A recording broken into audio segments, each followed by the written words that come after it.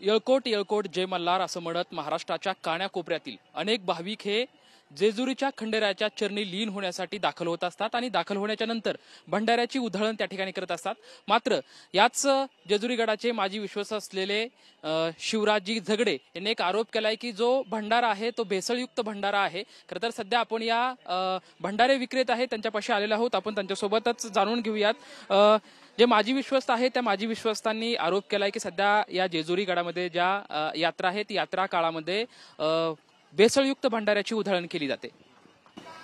यात्रा काळामध्ये कसं असतं, बाहेरचे यात्रुगा म्हणजे येतात त्यावेळेस बाहेरचे व्यापारी पण येतात, तर त्यामुळे ते बाहेरचे व्यापारी जास्त करून भेसळयुक्त भंडारा आणतात। जेजुरीतले जे व्यापारी आहेत आपले म्हणजे प्रोफेशनल इथलेच व्यापारी, तर हे जास्त करून भेसळयुक्त भंडार विकत नाही। त्यांच्याकडे सगळ्यांकडे असा चांगल्या क्वालिटीचा प्रतीचा भंडारा असतो, त्यामुळे काय त्या जे प्रोफेशनल व्यापारी आहेत त्यांचं काय हे नाही। बाहेरचे व्यापारी येतात यात्रा काळात, त्यांचा त्रास असतो खूप, का ते डुप्लिकेट भंडारा आणतात आणि त्याच्यामुळे तो त्रास होतो। जास्त करून जेजुरीत जे व्यापारी आहेत मेन लाईनचे महाद्वार रोड हे नंदी चौक खराब भंडार ठेवत नाही, त्यामुळे काय टेन्शन नाही। खरं तर आपण बघतोय तर पिढ्यानपिढ्या या मंदिरापाशी येऊन भंडारा उधळण्याची एक परंपरा आहे, मोठी गेली वर्षानुवर्षाची खरं परंपरा आहे। सोन्याची जेजुरी, खरं तर भंडारा उधळवणं सोन्याची जेजुरी म्हणून म्हटलं जातं। पण जे तुम्ही आता सध्या सांगताय की हा भंडारा अगदी प्युअर आहे, शुद्ध आहे, हे भंडारा तुम्ही कुठून खरेदी करता आणि सध्याचा त्याचा भाव काय चालू आहे? हा भंडारा सांगलीवरून येतो, जास्त करून सांगलीचंच मार्केट आहे आणि इथले व्यापारी पण भरपूर आहेत, 2-3 जण, त्यांच्याकडनं पण घेतो आम्ही।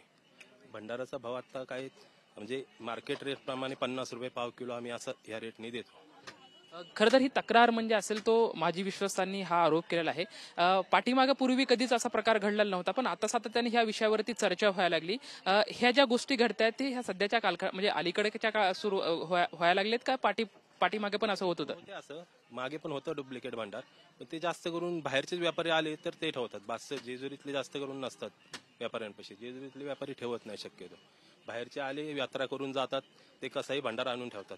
हा जेजुरीतले मोजके आहे व्यापारी की साधा भंडार ठेवतात।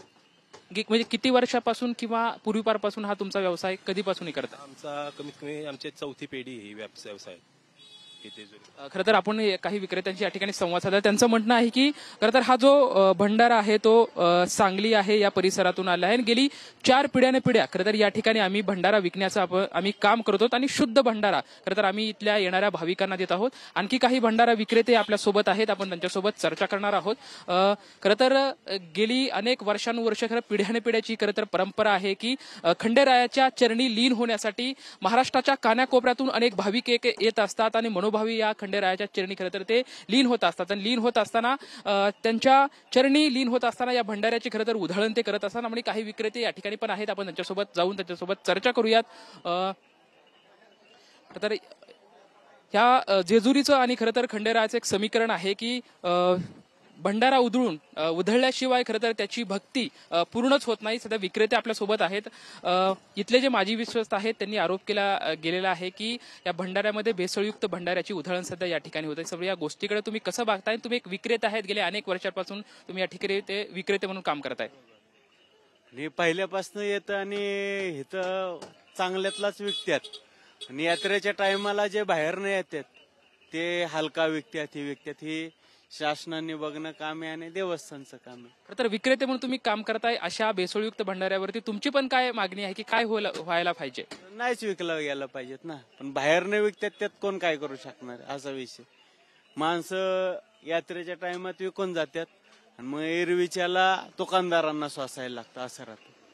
तर आम्ही सात्विक भावने आत्मिक भावनेने या ठिकाणी विक्री करतो, मात्र काही जे विक्रेते आहेत ते बाहेरून यात्राच्या वेळी येतात आणि ती विक्री करतात, त्याचा त्रास खरं तर आम्हाला सहन करावा लागतोय, अशी प्रतिक्रिया काही विक्रेते देत आहेत। आणखी काही विक्रेते आपल्या सोबत आहेत, आपण त्यांच्यासोबत चर्चा करूयात। मावशी, गेली अनेक वर्षांपासून खरं तर तुम्ही हे भंडारा विकण्याचं काम करतायत, तर आपण आणखी काही या ठिकाणी विक्रेते आहेत, आपण त्यांच्यासोबत चर्चा करूयात।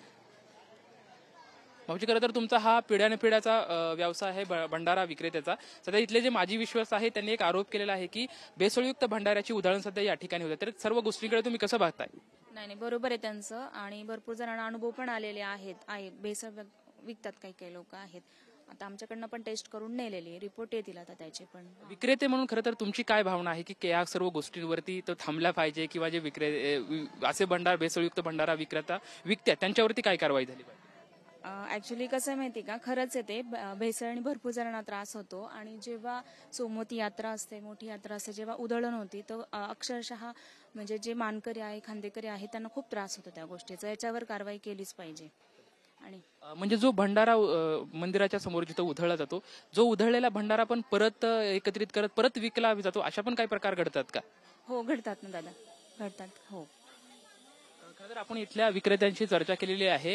त्यांचं असं म्हणणं आहे की जो हा भंडारा उधळला गेलाय तर काही अंशी जे बाहेरचे विक्रेते आहेत त्यांच्या विक्रेत्यांकडून हा भेसळयुक्त भंडारा या ठिकाणी उधळला जातोय आणि याच्यामुळं नाहक काही नागरिकांना आरोग्याच्या समस्यांना सामोरे जावं लागत आहे. त्यामुळे जे काही असे विक्रेते आहेत त्यांना चाप बसवावा, त्यांच्यावरती योग्य ती कारवाई खरं तर प्रशासनाने करावी अशी मागणी या ठिकाणी विक्रेत्यांच्या माध्यमातून सुद्धा आपल्याला पाहायला मिळत आहे. कॅमेरामॅन सुशांत राऊत सोबत लक्ष्मण जाधव, TV9 मराठी, जेजुरी.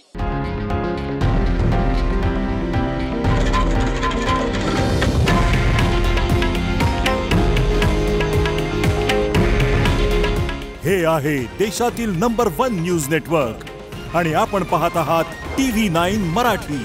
काळजी तुमची, हित महाराष्ट्राचं.